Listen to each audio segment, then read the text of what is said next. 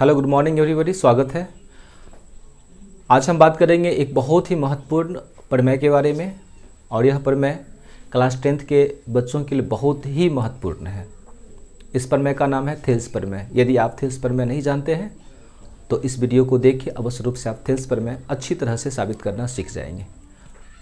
आपके board exam में सामान्यतः ये कई बार या अक्सर कहें इस प्रमेय को पूछा जाता है कि थेल्स प्रमेय को लिखकर साबित करें। ठीक है, बहुत ही सिंपल है, बहुत ही आसान है, बस आपको थोड़ा सा ध्यान रखना है। ठीक है, कि थेल्स प्रमेय में क्या कहा गया और क्या चीज़ प्रमाणित करना है। तो सबसे पहले क्या करना है आप लोगों को कि थेल्स प्रमेय कहता क्या है, इस बातों को अच्छी तरह से आप याद कर लें, रट लें। ठीक है, क्या कहता है थेल्स प्रमेय कि जैसे कि कोई त्रिभुज है, समझें थेल्स प्रमेय क्या कहता है कि कोई त्रिभुज है। एक हम पिक्चर बनाते हैं और तब समझने की कोशिश करते हैं।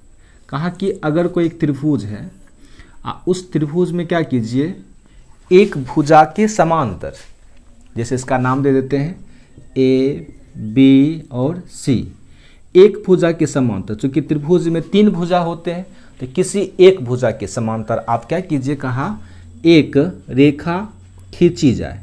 और ये रेखा कैसे, तो एक भुजा के समांतर हमने क्या किया, BC के समांतर एक लाइन खींची, एक रेखा खींच दी है। ठीक है, किसके समांतर, तो एक भुजा के समांतर, एक भुजा हम BC को मान ले, BC के समांतर खींचे। या फिर इसको आप AC के समांतर भी खींच सकते हैं तो ये लाइन ऐसे हो जाएगा, या फिर AB के समांतर खींचे तो लाइन ऐसे हो जाएगा। नहीं, हमने क्या किया, सुविधा के लिए इसको BC के समांतर खींचा। यही प्रमेय करा है कि एक भुजा के समांतर अन्य 2 भुजाओं को भिन्न भिन्न बिंदु पर प्रतिच्छेद करने के लिए एक रेखा खींची जाए। मतलब किसी त्रिभुज में क्या किया जाए, एक भुजा के समांतर अन्य 2 भुजाओं को, यानी एक भुजा AB और एक भुजा AC को भिन्न भिन्न बिंदु, यानी AB को D बिंदु पर और AC को E बिंदु पर प्रतिच्छेद करने के लिए एक रेखा खींची जाती है। तो ये रेखा क्या करती है, ये जो भुजा है AB और AC, इसको दोनों को एक ही अनुपात में विभाजित करती है। कौन, ये बिंदु D। मतलब ये हुआ कि इसका अनुपात जो होगा AD और फिर DB कह लें, इसका जो रेशियो निकलेगा, इसका जो अनुपात निकलेगा, यह किसके बराबर होगा, तो AE और बट्टे EC के बराबर होगा। यही आपका है थेल्स प्रमेय।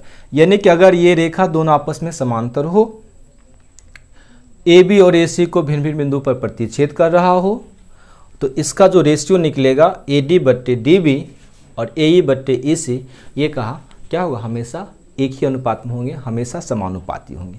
यही आपका है थेल्स प्रमेय। तो सबसे पहले क्या करेंगे, इस प्रमेय को अच्छी तरह से रट जाएं, याद कर लें, दिमाग में रख लें।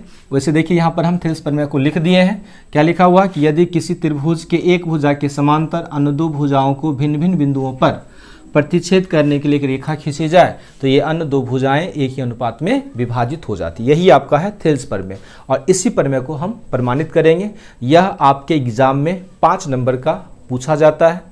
आइए इस 5 नंबर को किस तरीके से हम प्राप्त करेंगे, कैसे लाएंगे, तो इसके लिए क्या करना पड़ेगा, इस प्रमेय को प्रमाणित करना पड़ेगा, आपको लिखना पड़ेगा। ठीक है, तो आइए जानते हैं कि इस प्रमेय को हम कैसे सिद्ध करेंगे। ओके।